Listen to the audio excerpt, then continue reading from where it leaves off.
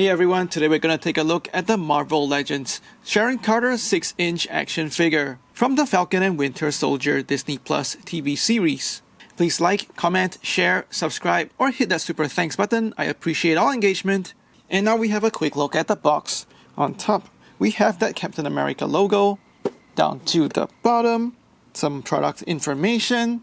Down to the side of the box, a photo of Sharon staying low profile and avoiding attention.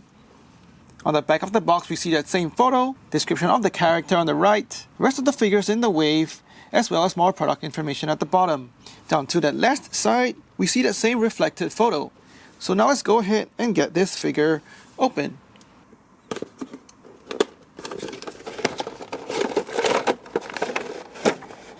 Out of the packaging, the figure is on the middle of the tray. She comes with a black knife, a silver baton, 2 interchangeable fists, the Infinity Ultron Builder-Figure head, as well as Ultron's weapon that comes in 2 parts. Sharon's knife is cast in a black plastic, and this has quite an angular design to it. The plastic is also soft and there's a lot of flex in it. Her next weapon is a baton, and this is cast in a grey plastic, and you can see that color on the handle, while the rest of the baton is painted with a silver paint. Thankfully, this weapon is more rigid and not super flexible like that knife. She's able to hold both weapons firmly in her gripping hands. She also comes with 2 fists, and these are cast in a flesh tone plastic. These 2 fists are articulated inwards as well as outwards. So these fists are good options for you to pose her in a more neutral vanilla stance. Sharon is on quite a skinny body sculpt, and for her outfit, she's got a supposedly green leather trench with a blue hoodie on the inside. So these layers are sculpted in plastic, and that contributes to her not being able to keep her arms down by her side, instead sticking out like that, which can look a little awkward. And with her skinny sculpt, the joints in her arms feel fine, however those in her legs can get a little bit gummy. Sharon's head sculpt is okay. I suppose she's got quite good skin, so there's not a lot of details to be seen on her facial texture. There's sharp applications of brown paint for her eyebrows as well as her eyes, and then there's some dark red for her lipstick. There's also a subtle bit of blush on her cheeks. Her hair is a separate yellow piece of plastic with sculpted detail for the curls and locks of hair. There seems to be a subtle wash that brings out some of those hair details. There's also a dark yellow wash at the top of her head, and while this makes the hair interesting to look at, I do feel like the wash seems to be applied a little heavy and thick. On her torso, she's got a green trench coat, and this is sculpted with details like the breast pockets and gold paint for the buttons down the front.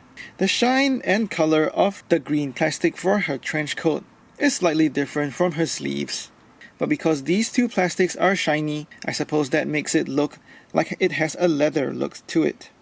Removing her outer trench coat, you can see that she's got a second layer of that blue hoodie. It's got no sleeves sculpted on, just to save on the plastic, and that probably also helps the figure have a more slimmer silhouette.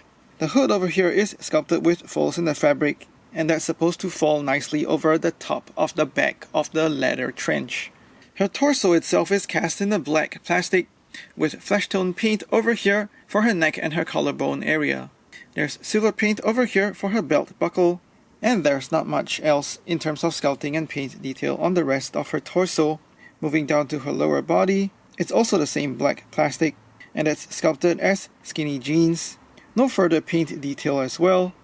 Her boots are a black plastic, and that's attached to her calf, but once again, even with this attachment point, there's no calf swivel, so that is a missed opportunity. Her boots have a couple of details like the buckles down the sides. She also has a thick sole, and down the front you can also see some laces. For articulation, her head is on a ball joint, so you can spin that head 360. It's got just a little bit of sideways tilting. There's some range looking down, and as well as looking up. That's a bit hindered by the sculpt of her hair. There's a swivel hinge at the shoulders that go 360 and coming out beyond 90 degrees. There's a swivel just above her single hinged elbow, so you can spin it all the way around, and that functions a little bit like a bicep swivel. And that elbow bend range is not great, just under 90 degrees.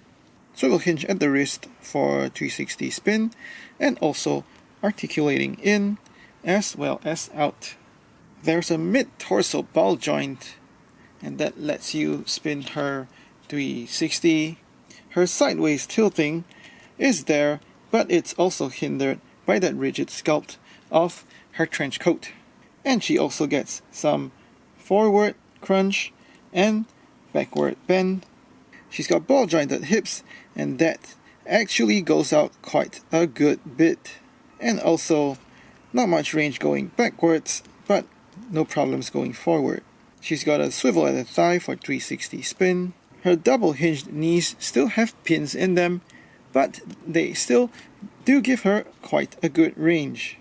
She's sculpted with a boot, but no calf swivel. There's ankle hinge that lets you get that much upwards and downwards, and finally ankle pivot outwards as well as inwards.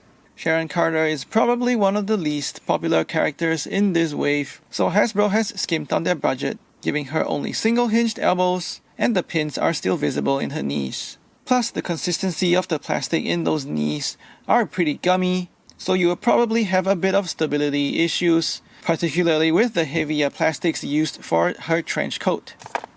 So now let's try to do some head swaps to get Sharon Carter into a comic version of her character in the S.H.I.E.L.D. uniform. For this, I have the Mariah Hill / Quake action figure.